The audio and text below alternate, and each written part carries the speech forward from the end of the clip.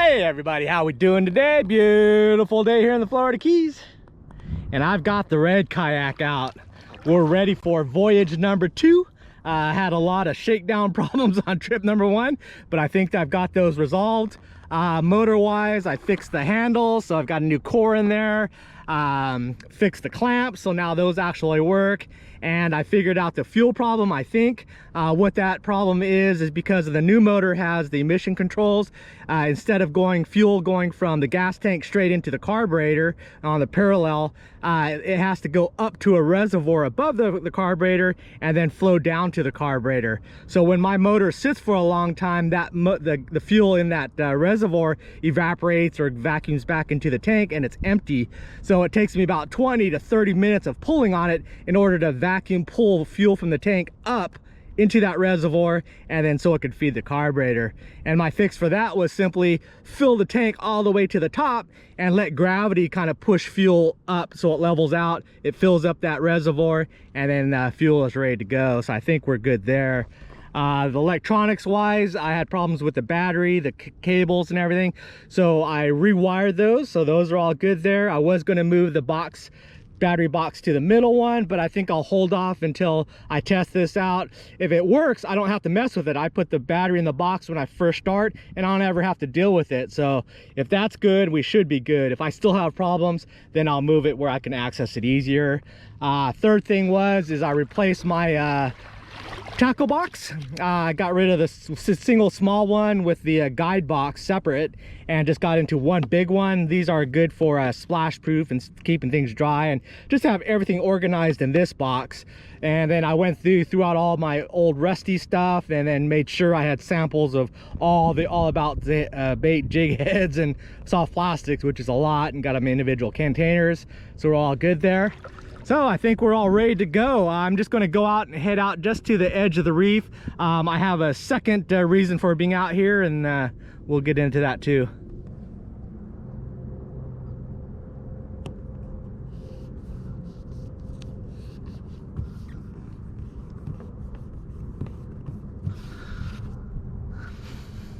All right, so this is the second reason that I'm making the run out today. So let's get to it. Wow, check this thing out I found. It's got to be some sort of teaser. It doesn't have like any place for hooks in the back, so it's just got to be dragged along, chugs along, just makes a bunch of noise and attracts things around, and then have another trailing bait around it. Nice. All right, I found this little inside wall I think I'm going to try before I go to the outside, or if I go to the outside. Basically about 45 foot. It's kind of plateaus, and then there's a bit of a wall here. Should be coming up here. The water starts getting dark, and bam. So that's that wall there I was looking at. So I think I'm going to work this edge here. It's about a 10-foot drop off, and then figure out the current, which way the tom's going to go, and then get set up. That's kind of what that wall looks like. So I'm just going to set up just a little bit out deeper and let that chum run right along that edge there. All right, we're all set up. I think I'm all ready to go. We're all anchored up. Well, I'm sitting just outside of that little cliff edge there, so I'm in a kind of a flat bottom area, which is what we're looking for. That edge basically runs from my left to my right, going that direction. The current is running, like I'm pointing into the current there, and then my chum is running basically a little bit to the right, so it's kind of going along that edge. So that's good. I wanted to be probably 20 yards, 25 yards from that edge out onto this kind of flat area, so I could pull the fish off with the chum, but yet be far enough away so when I hook up, they can't dive right into structure, so I could have a chance to fight them and then beat them out of there. Rods are all rigged. I've got the 12-pound Esky with a weighted circle hook. I've got the Esky 1520 with a knocker rig, 7/0, and I think a 2-ounce weight. And then I've got my 10-pound Esky with a yellowtail snapper jig, plain one on there. So bring on the ballyhoo. That's why I'm out here. Well, you can see how my chum is running there. The good and the bad. The bad, there's no ballyhoo, but the good is there's no chubs, no hardtails. I don't see anything coming up in the chum slick. Those chubs and hardtails will just eat the chum right out of the bag and nothing gets out there. So I've been letting it flow for about 15 minutes. I brought some leftover glass minnows and pilchards, and I brought a couple of frozen mullets so I could use those. But like I said, my main priority is the ballyhoo. Where are you guys? One's got it. There we go. Oh. I think I saw my ballyhoo show up too, finally.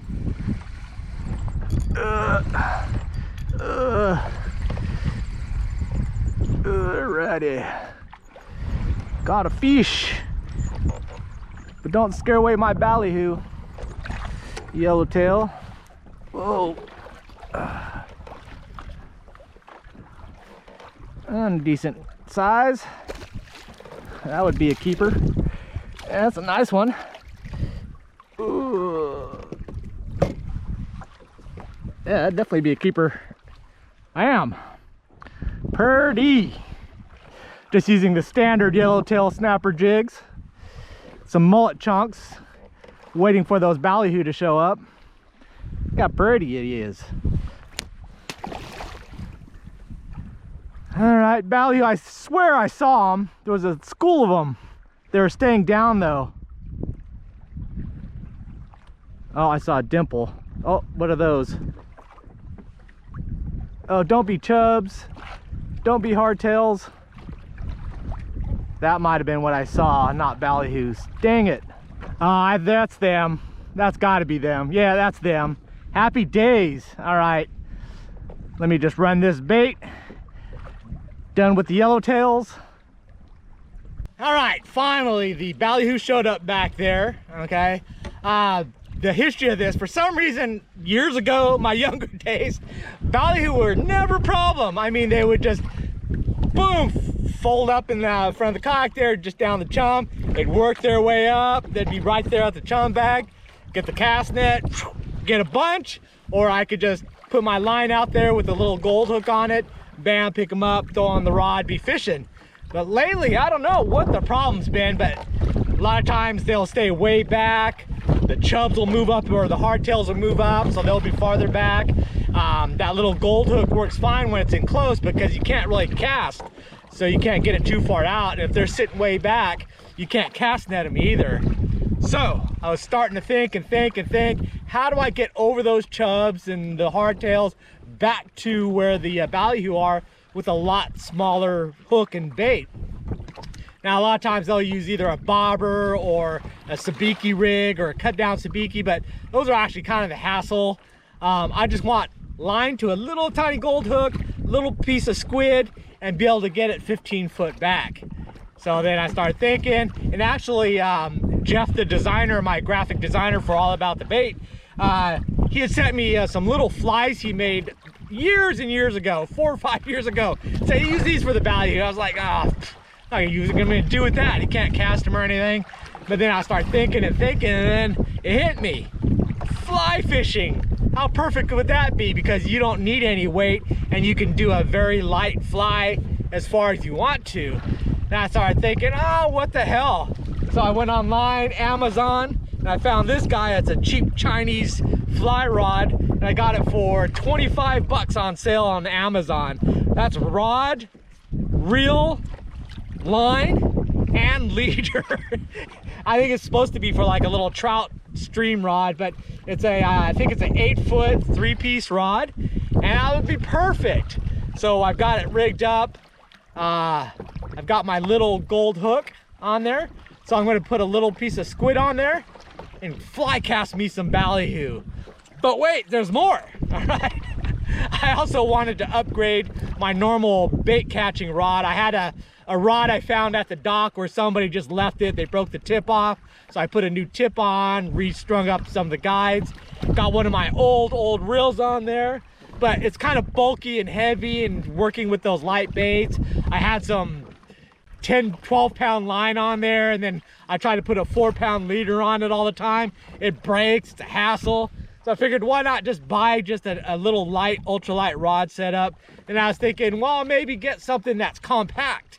And back when I was traveling and fishing all over Asia, I was on a motorcycle, and I had a telescopic rod and reel setup, and that worked out great. I could keep it in my backpack, go fishing wherever.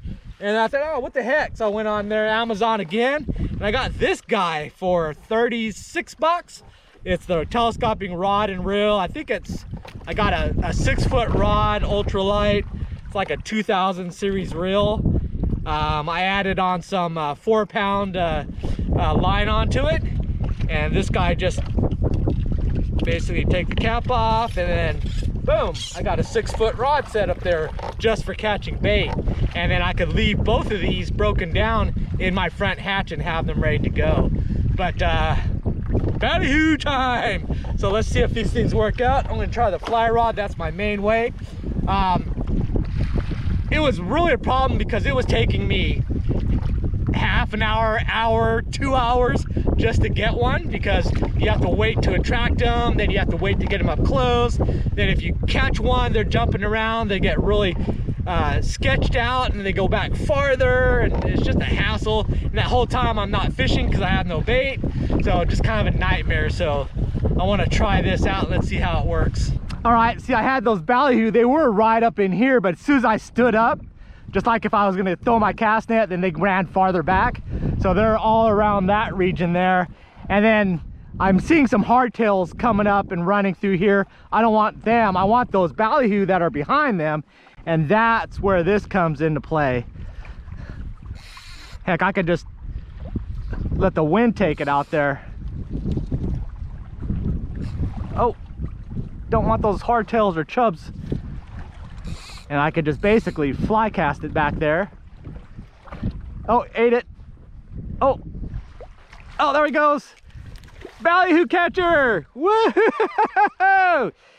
Yeah, baby. It works. Oh, quick release too. Didn't lose the hook. Nice. I brought one of my D-Hooker 5000, so I'm gonna use that now too. So let's see if we can get a few. All right, let's see where they went. Got all these hardtails right here, it's kind of pushing them out. I see them over there. Boom, put it right out there. We're in the middle where they're at.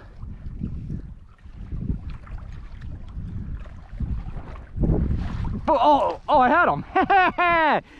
Ballyhoo 5000. Golly,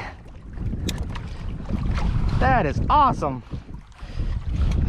There, and dehooked them. That's how you do it.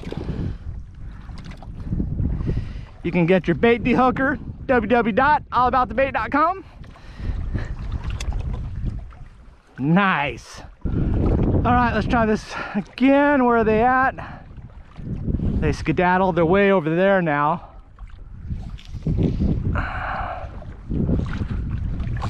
So all those hardtails are scaring them.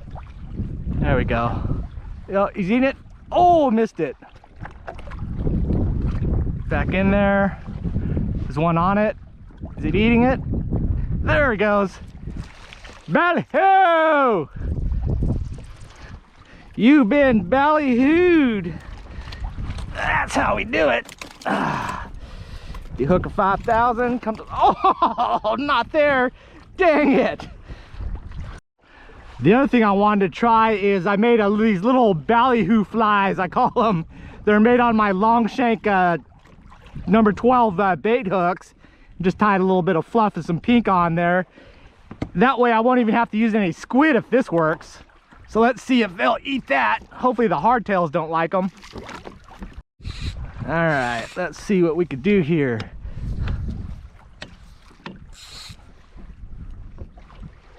Ballyhoo, come eat it, come eat it. Oh, they're looking at it, looking at it. Might be too big for them. don't have enough scent on it. Come on, Ballyhoo, eat the fly. Eat the fly. Oh no, no! One of the hardtails ate it. Dang it. Ah, did it take it? Yeah, I got some really light tippet on here. So, dang it, you ate my fly. Right. Ballyhoo. Oh, I even need to cast it. There it is. Oh, there it is. I got it in sight. Oh, ate it. There it goes. Ballyhoo! On the fly. Oh, yeah, it's a good idea not to play with them. Just get them and land them.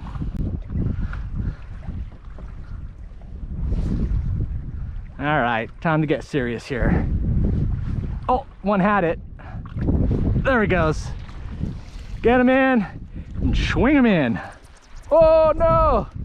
And get him down. Bam! The hooker 5000. Ugh. Oh, he swallowed it, I think. There it goes. Nice. Now I think we can go fishing. All right, it's all about these ballyhoos. Once you got these, it's like having those pilchards at the bridge or golden. So I'm going to be cutting them and using them in chunks with the either the yellowtail jigs or the yellowtail circle hooks. I also have the rig I could do a bottom rod as well, but we'll play with these first. Looky there, delicious. Hey, get out here, bird. Throw it out there and see if anything's around. One's got it. Yep, there's running with it. Just, whoa, shut the bell and just reel. Keep them out from that bottom.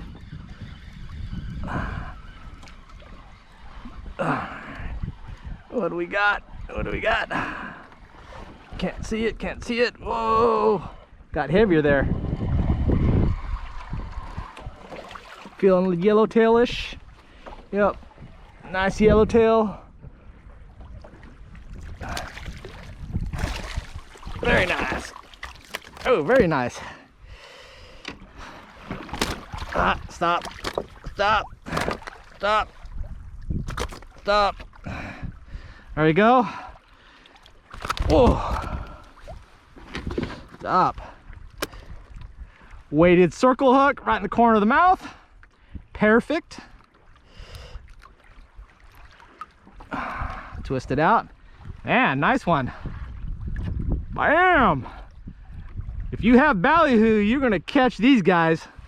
Grow up there. Nice. All right, I call that a successful trip. Everything worked out. All my repairs are good.